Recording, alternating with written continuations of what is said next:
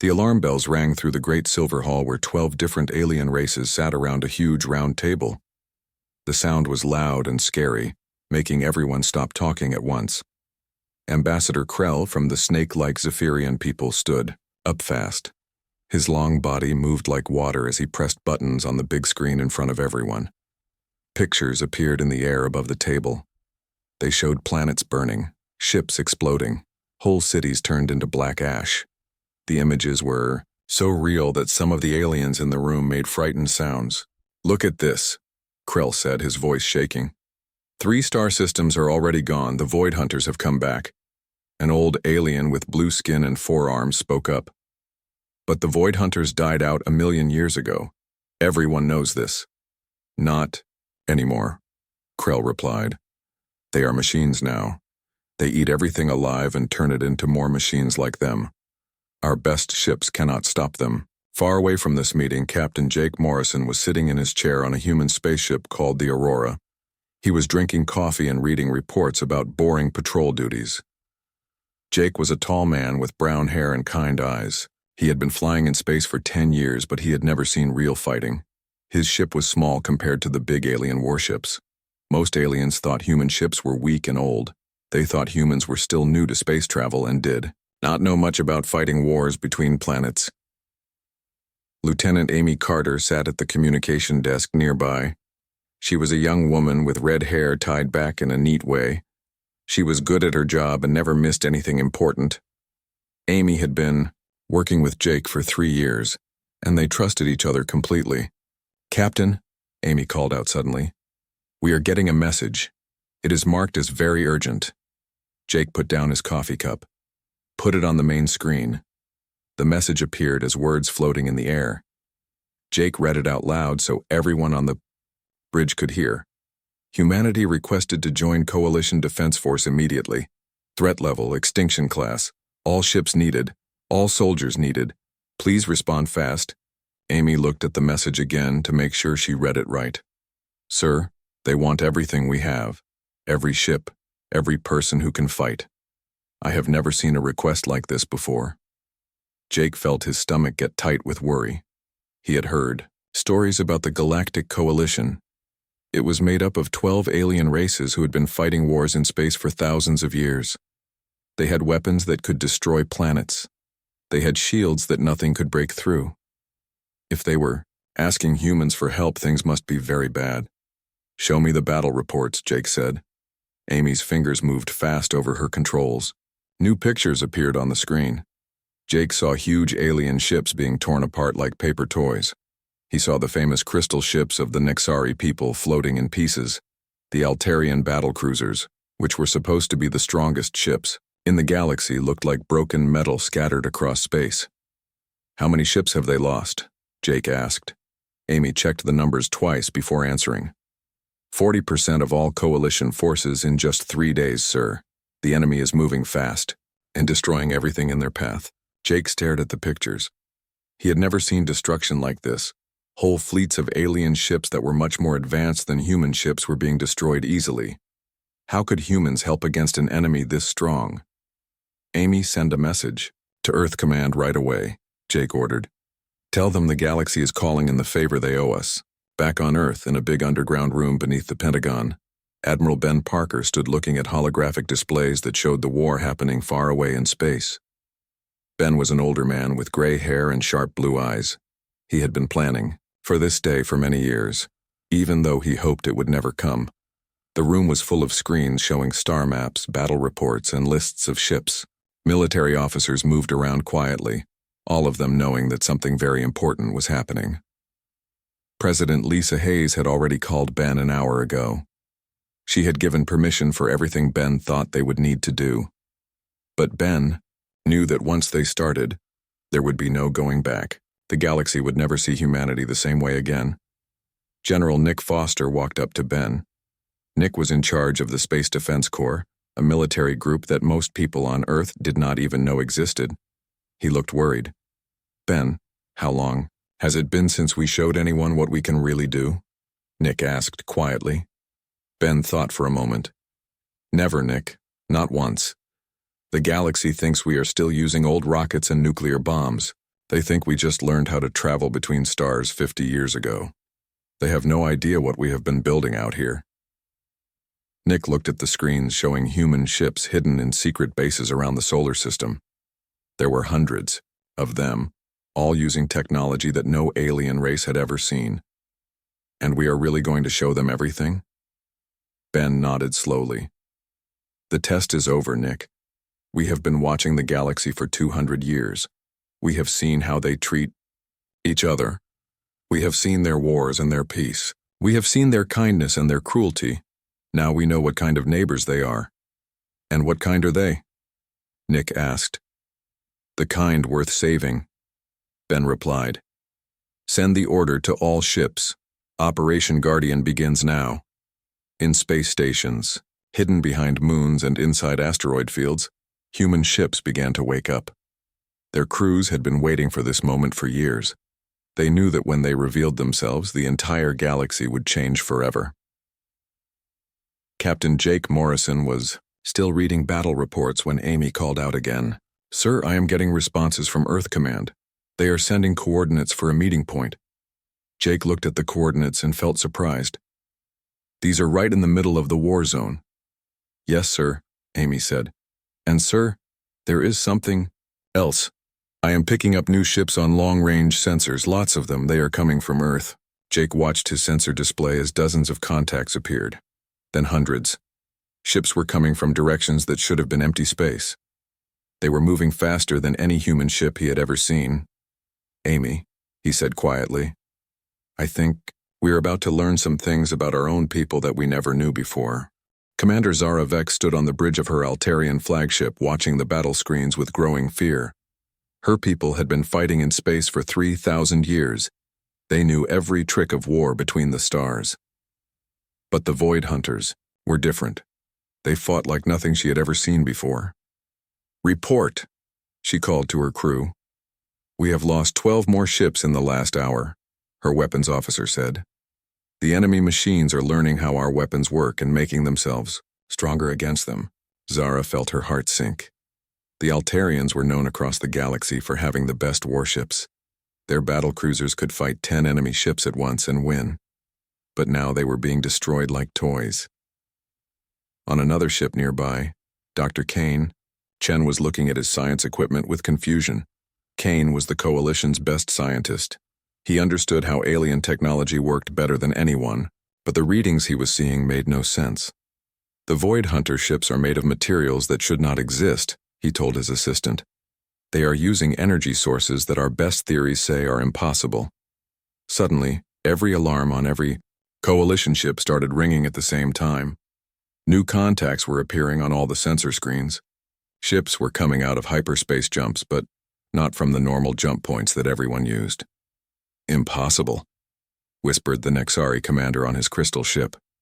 Nothing can jump directly into the middle of a fleet formation. But that was exactly what was happening. Sleek, angular ships were appearing right inside the Coalition battle lines. They were unlike any ships the aliens had ever seen. They were smooth and dark with no visible weapons or engines. They moved through space like they were swimming through water instead of flying. Captain Jake Morrison felt his jaw drop as he watched from the Aurora. Amy, are you seeing this? Yes, sir, Amy replied, her voice full of amazement. Those are human ships, but I have never seen designs like that before. The new ships were beautiful in a scary way.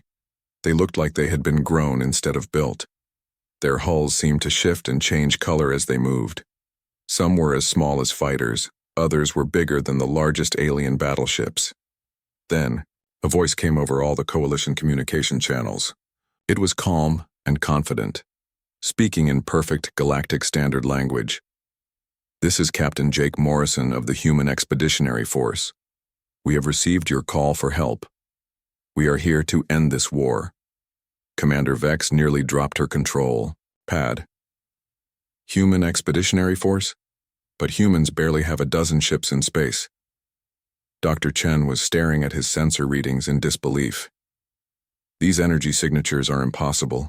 The power output from these ships is beyond anything we have on record. The largest human ship was 3 times bigger than any Coalition vessel. It appeared in a flash of blue light right next to the Coalition command ship. On its side, in simple letters, was written the word Enterprise. From inside the Enterprise, Admiral Ben Parker looked out at the Coalition fleet. He could see the damage the Void Hunters had done. Broken ships floated everywhere. Rescue pods drifted between the wreckage. The aliens had fought bravely, but they were losing badly. "Sir," said Lieutenant Commander Sam Rodriguez, his tactical officer, "I count 4 million active Void Hunter units across the 3 star systems. They are all converging on our position." Ben nodded. Sam was young but very smart. She had helped plan this moment for years. "Good. That will make this easier." "Sir?" Sam looked confused. "If they all come to us, we do not have to hunt them down one by one," Ben explained. "Signal all ships, implement Protocol 7.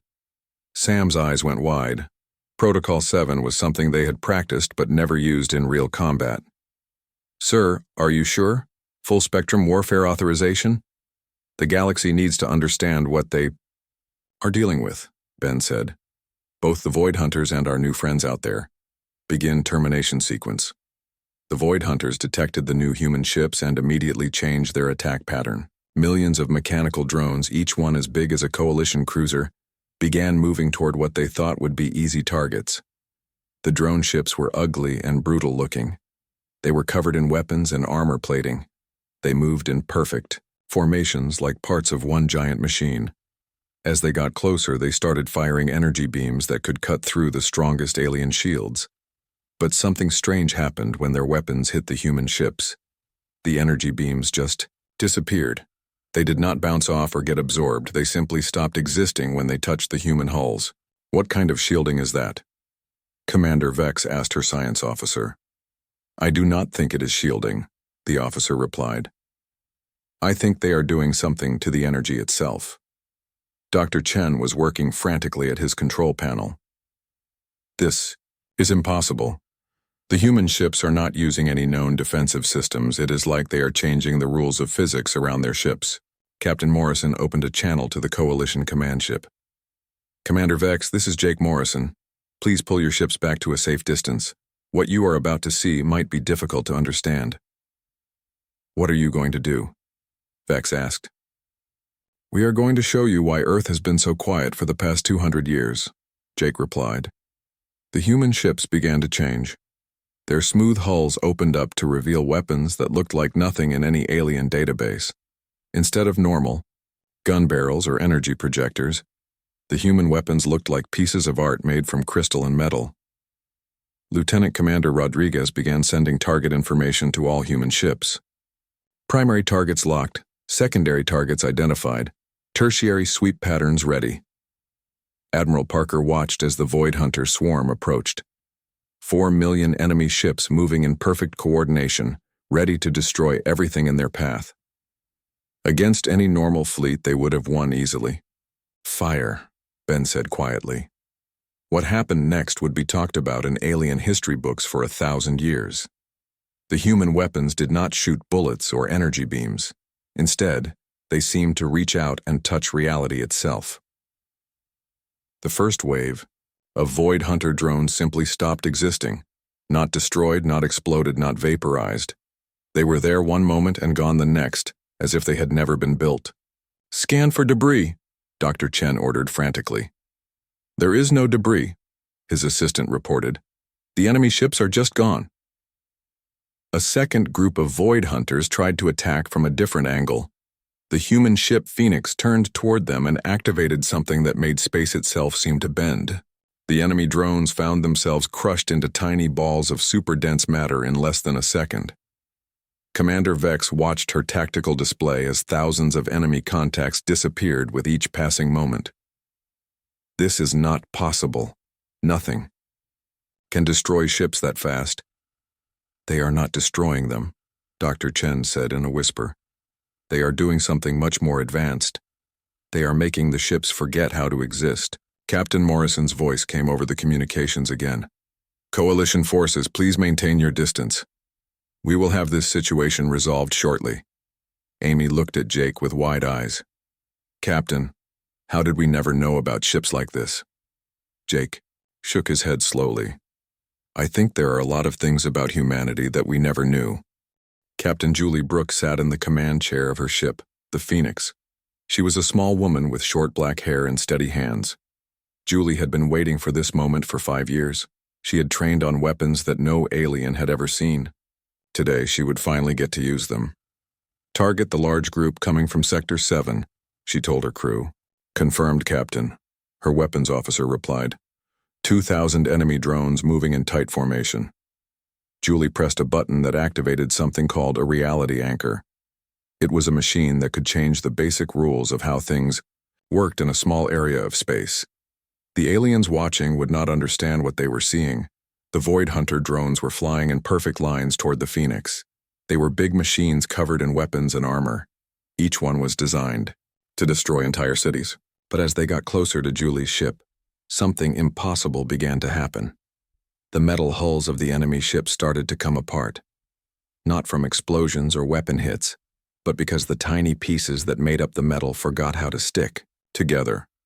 The strong force that held atoms together was being made weaker in just that one area of space. Target eliminated, Julie reported calmly as 2,000 enemy ships turned into clouds of loose atoms that drifted away like dust. Commander Vex watched this happen from her ship and felt sick. What kind of weapon can do that? Dr. Chen was working at his science station so fast that his 4 hands were just a blur. They are changing the fundamental constants of physics. This should be impossible.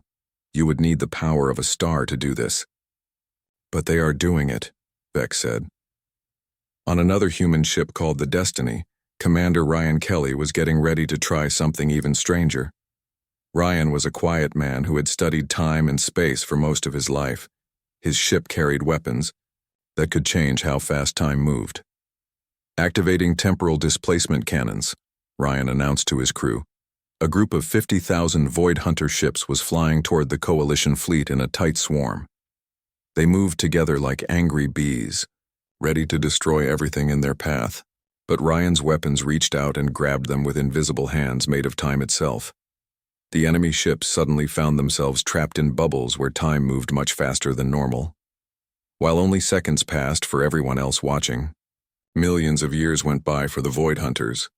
Their metal bodies began to rust and decay. Their circuits failed from old age. Their weapons crumbled into powder. In just 10 seconds of real time, 50,000 enemy ships aged until they fell apart from being too old to hold together. This is insane, whispered an alien officer on one of the Coalition ships. They are using time as a weapon. The human ships continued their impossible attacks. Each one seemed to have different weapons that broke different rules of how the universe was supposed to work. The cruiser Atlantis fired something that created tiny black holes. Enemy ships were sucked into them and crushed so small they disappeared completely. The holes then vanished as if they had never existed. The destroyer Falcon shot beams that turned matter directly into pure energy. Void Hunter drones hit by these beams did not explode. They simply became bright flashes of light and were gone. The battleship Olympus used gravity waves as weapons. It could make gravity so strong in one small area that enemy ships were pressed flat like pancakes.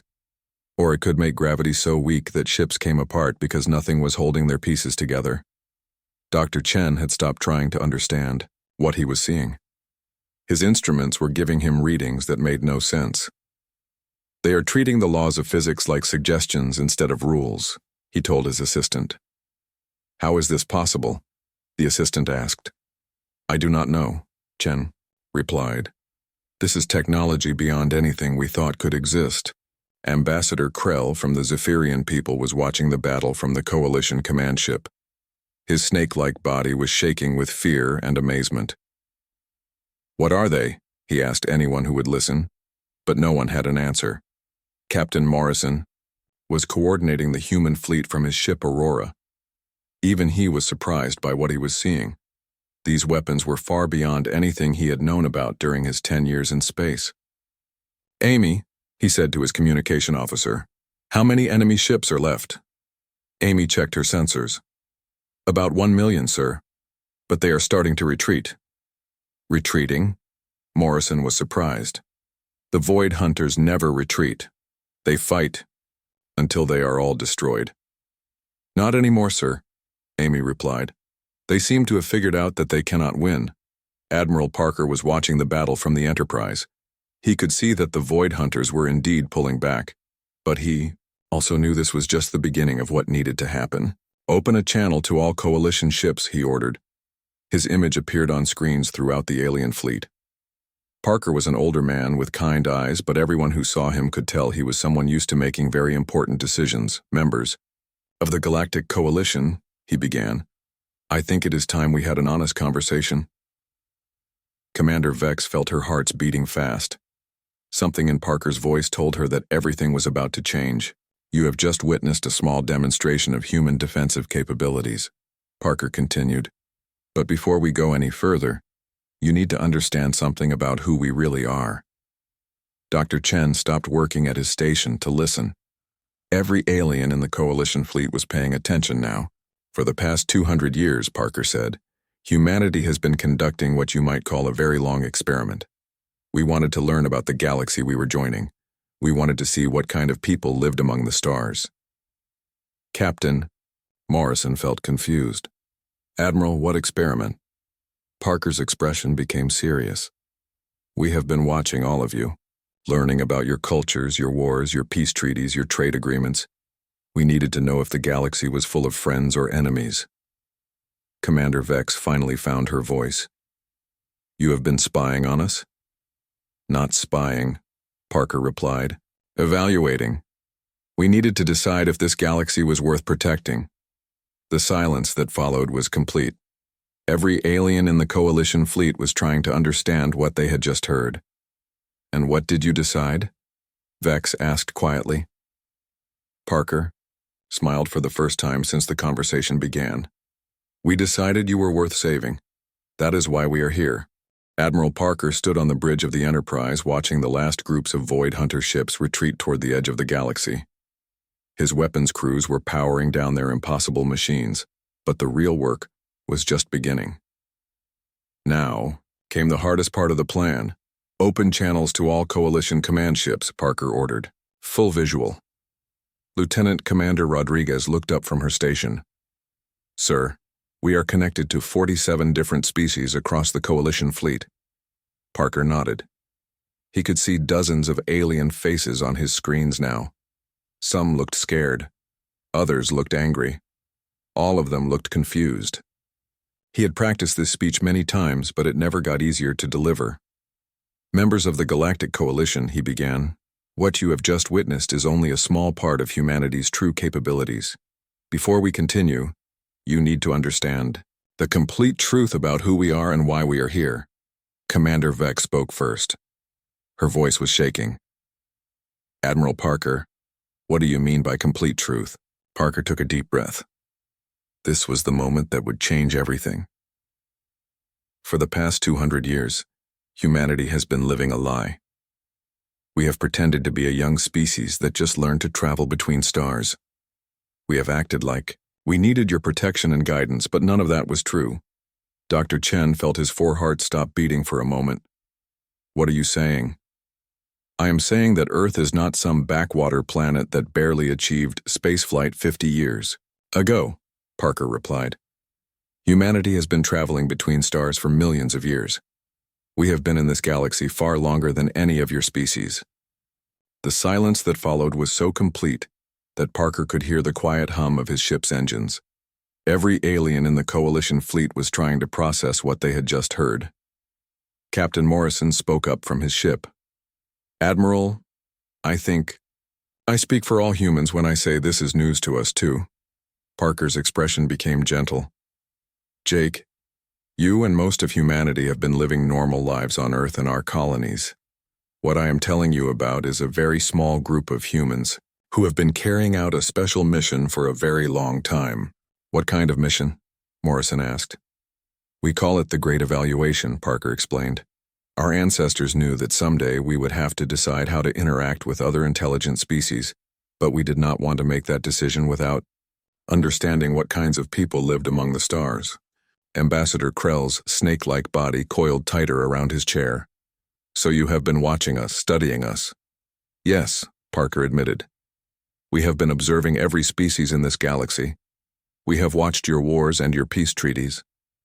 We have seen how you treat each other during good times and bad times. We have watched you make friends and enemies. We needed to know what kind of neighbors you would be."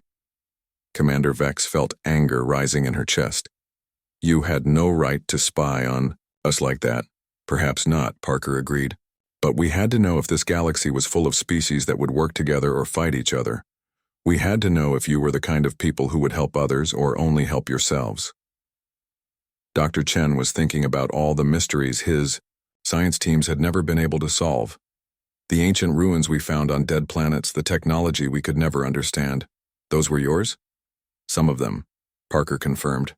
"We have been leaving traces of advanced technology around the galaxy for millions of years. We wanted to see how different species would react when they found something they could not understand.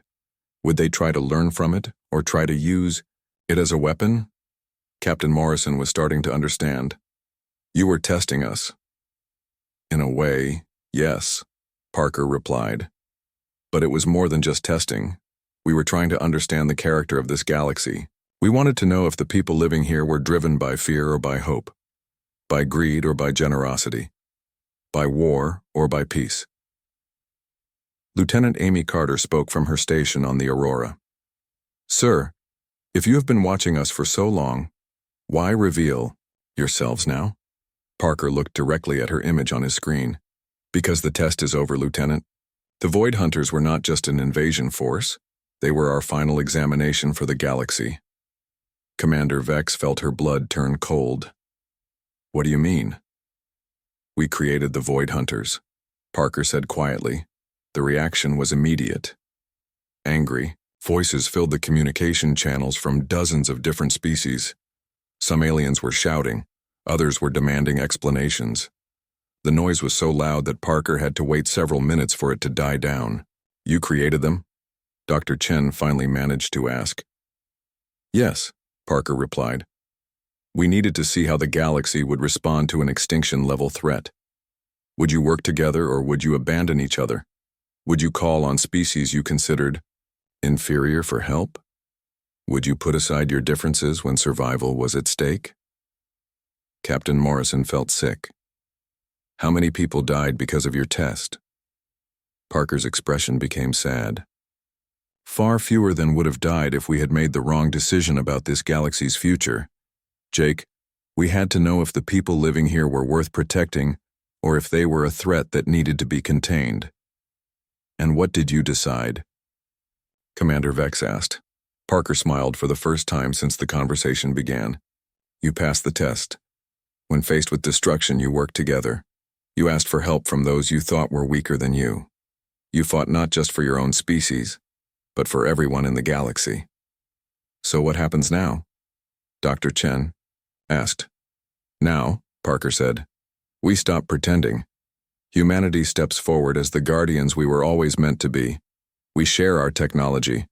We help you solve problems that have seemed impossible. We work together to make this galaxy a better place for everyone." Ambassador Krell spoke carefully. "And if we had failed your test?" Parker's expression became unreadable. "Let us just say that the Void Hunters were not the most dangerous thing we could have created. Be grateful that you chose cooperation over conquest." The implications of what Parker had just said hit everyone at the same time. If humanity could create something as destructive as the Void Hunters for a test, what could they create if they decided the galaxy was their enemy? "Welcome to the real galaxy," Parker concluded. "Your childhood is over. Class is now in session." The last Void Hunter command ship was trying to escape through a crack in space itself. It was a massive machine the size of a small moon, covered in weapons and armor, that had destroyed hundreds of coalition ships. But Lieutenant Colonel Maya Phillips was not going to let it get away. Maya was sitting in the command chair of a human ship called the Infinity. She was a tall woman with calm green eyes who had spent years studying the most advanced human technology. Today she would use the most secret weapon of all. "Activate the Universal Constant Manipulator," she ordered her crew. Her science officer looked nervous. "Colonel, that system has never been used in combat before." "There is a first time for everything," Maya replied. Lock onto the enemy command ship.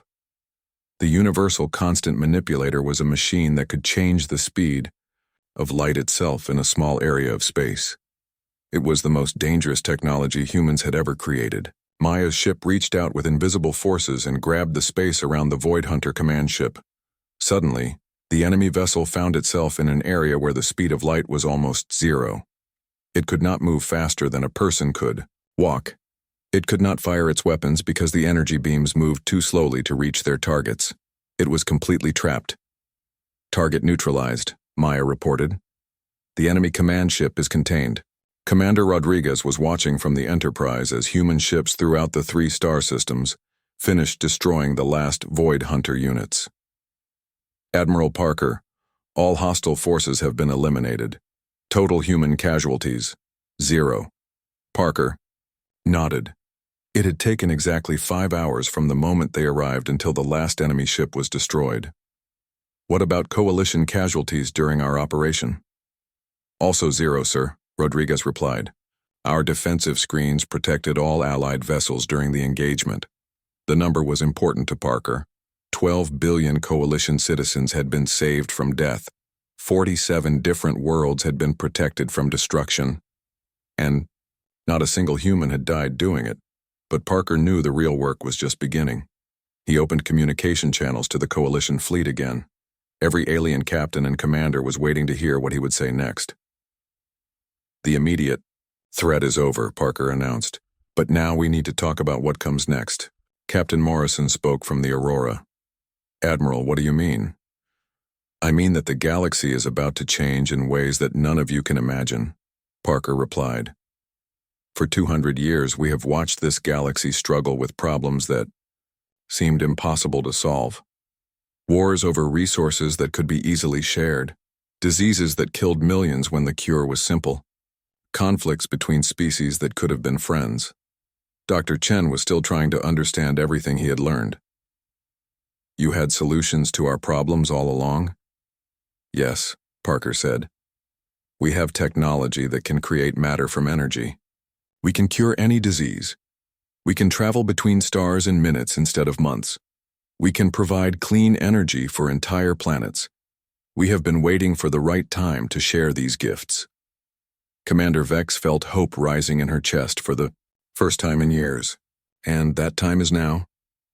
That time is now, Parker confirmed, but there are conditions. The word conditions made everyone listening feel nervous. Ambassador Krell spoke for many when he asked, "What kind of conditions?" Parker's expression became serious. The age of warfare between intelligent species is over. The age of treating other people as enemies because they look different or come from different worlds is over. The age of fighting over resources while billions suffer is over. What are you saying? Vex asked. I am saying that humanity is now the guardian species of this galaxy, Parker replied. We will share our technology freely with anyone who wants to build instead of destroy. We will help solve problems that have seemed impossible. We will protect innocent people from those who would harm them. Captain Morrison felt confused. Admiral, what about the people of Earth? What about humans who never knew about any of this? Parker smiled. Jake, most of humanity will continue living normal lives. They will learn about our true history slowly, as they are ready for it. But some humans, like you, will join the Guardian Corps. You will help us watch over the galaxy and keep the peace. Lieutenant Amy Carter spoke up from her station. Sir, what if some species do not want to accept this new order? Parker's expression became cold. Then they will learn why the Void Hunters were considered our weakest creation. The threat was clear. Humanity had just demonstrated that they could create and destroy enemies that no one else in the galaxy could fight. Any species that chose war over peace would face consequences beyond their imagination. Dr. Chen was thinking about all the scientific advances that would now be possible. Admiral Parker, if you share your technology with us, we could solve hunger. Disease, poverty? Exactly, Parker replied. We could turn this galaxy into a paradise for everyone living in it, but only if everyone chooses to work together instead of fighting each other. Commander Vex looked around her bridge at her crew. They all looked hopeful but also scared. Everything they had known about the galaxy had just changed forever. "What do we need to do?" she asked.